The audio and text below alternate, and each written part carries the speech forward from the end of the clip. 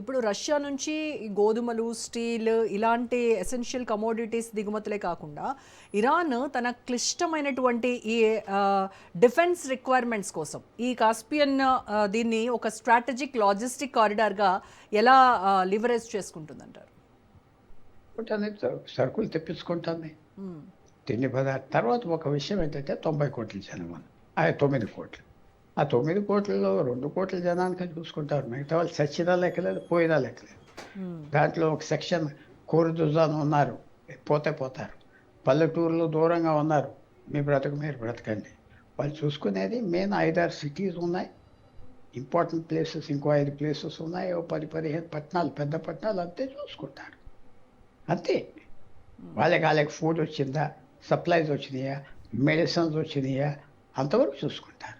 మిగతా వాళ్ళు పోతారు. అది ఎవరికి ఒక మనిషికి ఒక ఓటు అని లెక్క ఉండదు కదా ఆ దేశంలో. ఏదో కాక్రోచెస్ వచ్చారు, 1,00,000 మంది ఢిల్లీ వచ్చారు, చేశారంటే కాల్చేస్తారు. ఆలోచన లేదు, పట్టపగలు కాల్చేస్తారు, కంట్రోల్ చేస్తున్నారు. జనవరి నుంచి మార్చి వరకు డిసెంబర్ జనవరిలో 40-50 వేల మందిని చంపేశారు అక్కడ రోడ్ల మీద హీనంగా. వాళ్ళకి అదేం లెక్కలేదు. చాలామంది అనుకుంటున్నారు ఇరాన్ ఏదో 99 కోట్ల మందికి అందరికీ రేషన్లు ఏం లేవు. దూర ప్రదేశాల్లో ఉన్నవాళ్ళు వేరే జాతులకి అసలు అది ప్రభుత్వం అనేది పోలీసే, ఇంకేం లేదు.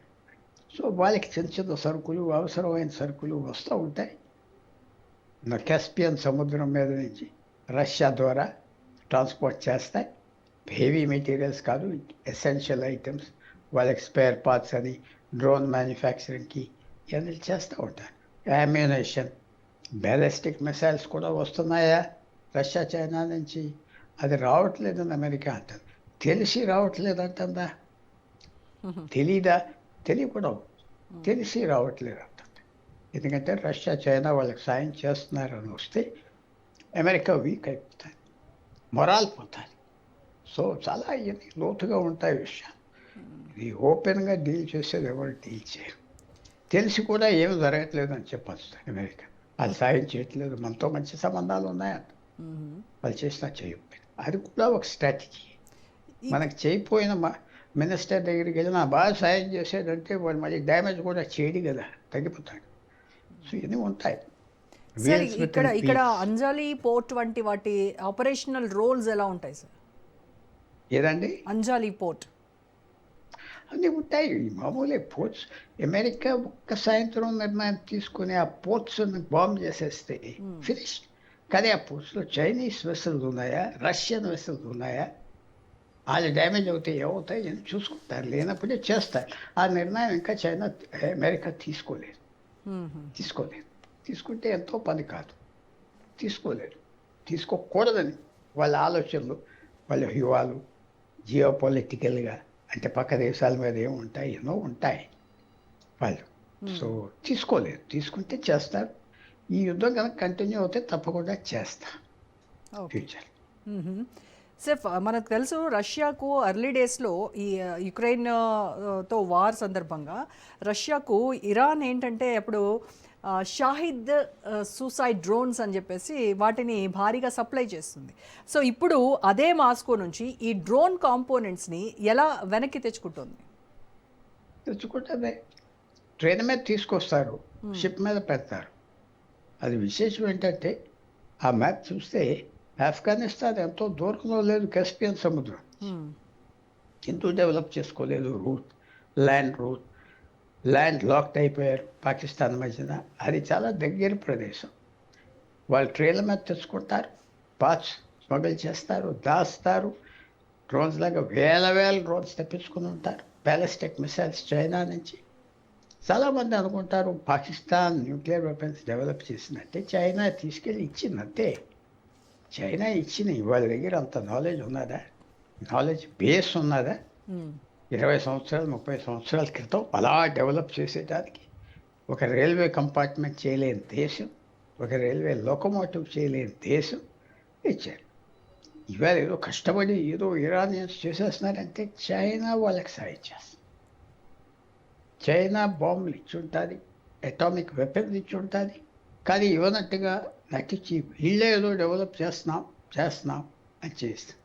చైనాకి ఈ విషయంలో చాలా అసహ్యంగా ప్రపంచంలో న్యూక్లియర్ వెపన్స్ పాకటానికి కారణం చైనా. అది మరి ఏ రకంగా ఫ్యూచర్లో చైనాకి ఎప్పుడన్నా దెబ్బ కొడతారా కొట్టదా మనం చూడాలి. ఈ రష్యా యుక్రెయిన్ కాన్ఫ్లిక్ట్స్లో ఇప్పటి వరకు కూడా ఇరాన్ ఒక న్యూట్రల్ స్టాండ్స్ని తీసుకుంది. సో ఇప్పుడు ఇరాన్ యుక్రెయిన్ నేరుగా కాస్పియన్లో తన నౌకలపై అటాక్ చేస్తూ ఉండటాన్ని, అంటే అంతవరకు ఒక డైరెక్ట్ అడ్వర్సరీ వరకు పరిస్థితులు ఎందుకు వెళ్ళాయి సార్? యుక్రెయిన్ని అమెరికా కోరుతుంది సాయం చేయమని, అమెరికాను ప్లీజ్ చేయటానికి. అమెరికాను ప్లీజ్ చేస్తే యుక్రెయిన్కి అన్నీ వస్తాయి. డొనాల్డ్ ట్రంప్కి ప్లీజ్ చేయటానికి చేస్తున్నారు, అడిగారు, చేస్తున్నారు. తర్వాత యుక్రెయిన్ మీద ఇరాన్ అది ధైర్యంగా యుద్ధానికి వస్తుందా? రాదు. రష్యాయే ఆగట్లేదు, ఇరాన్ ఏం ఆగుతుంది? యుక్రెయిన్ ఒక పూర్వం 2000 సంవత్సరాలు 3000 సంవత్సరాల చరిత్రలో వారియర్ నేషన్ అంటారు. ప్రతి ఒక్కరు సైనికుడు, వారికి పెరిగారు, వారికి పుట్టారు. అలా తయారమైంది యుక్రెయిన్. సో యుక్రెయిన్తో దెబ్బలాట పెట్టుకుంటే ఇరాన్కి చాలా దెబ్బతినేస్తారు. వాళ్ళు ల్యాండ్ ఫోర్స్ కూడా పంపగలరు, వాళ్ళు అక్కడ ల్యాండ్ చేయించుకొని. సో చూడాలి, ఇరాన్ రియాక్ట్ అవుతుంది, మగొడితనం చూపెడతాను కా, లేకపోతే ధైర్యం చూపెడతాను కా. అది అంత సెన్సిబుల్ నిర్ణయం అవ్వదు యుక్రెయిన్ కనుక ఇన్వాల్వ్ చేస్తే.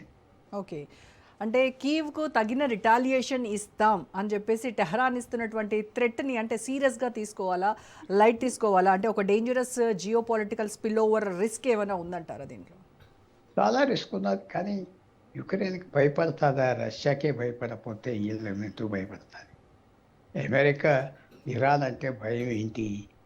వాళ్ళ మీద పెద్ద యుద్ధగాళ్ళని కాదు. వాళ్ళకి భయం ఏంటంటే వాళ్ళ సివిలియన్స్ చచ్చిపోతే ఒక 100 మంది అమెరికా సున్నా అయిపోతారు. ప్రెసిడెంట్ ఆగలే, అది ధైర్యం లేదు. అన్పాపులర్ వార్ కాబట్టి మన యుద్ధం కాదని.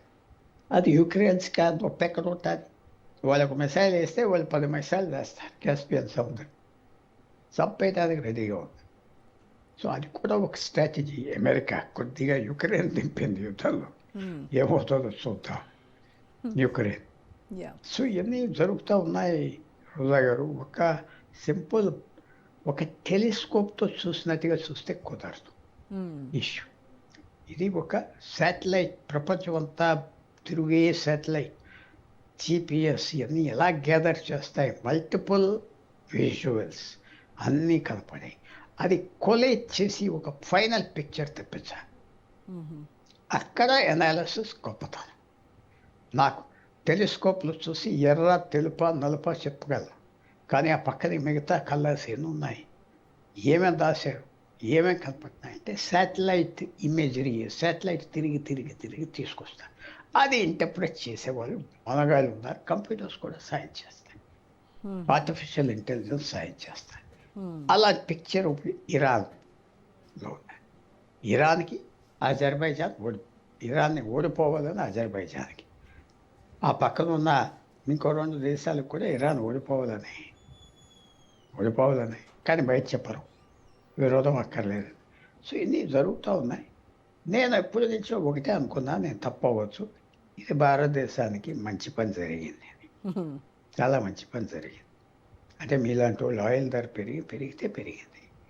2014లో ఆయిల్ ధర $150 చమురు ఒక పీపా బ్యారెల్ ఉంటాయి. ఇప్పుడు 105 కదా, మళ్ళీ రేపు తగ్గిపోతుంది. అలా ఒక 6 నెలలు వెళ్తే ఏమవుతుంది భారతదేశానికి? ఆ మిగతా దేశాలన్నీ ఇరుక్కుపోయి పడిపోయి ఉంటారు. వీళ్ళంతా మన స్నేహితులు కాదు, మనం పడిపోయి మట్టిలో కలిసిపోతే భారతదేశం అందరూ ఆనందపడతారు.